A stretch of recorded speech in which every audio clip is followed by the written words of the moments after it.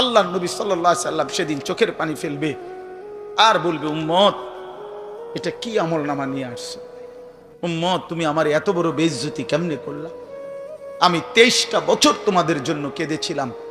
সারা রাত এশার নামাজের পরে নবী দাঁড়াইছে কানতে কানতে, ফজরের আজান পর্যন্ত নবী উম্মতের জন্য দোয়া করছে আর চোখের পানি ফেলছে।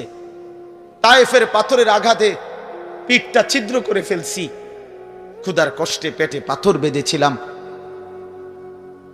উহুদের দান দান শহীদ করা রক্ত নিয়ে উহুদের ময়দানে পড়েছিলাম বেহুশ হয়ে। ঘরের চুলায় 3 মাস আগুন জ্বলে নাই। এত কষ্ট, এত চোখের পানি, এত ক্ষুধার কষ্ট, এত রক্ত, বিনিময়ে উম্মত এটা কি নিয়ে আসলাম? নামাজ কই, সেজদা কই, রুকু কই, ফজর জোহর আসর মাগরিব এশা কই, হারাম থেকে বাঁচা কই, হালাল উপার্জন কই, জিকির কই, তেলাওয়াত কই, আমার সুন্নত কই?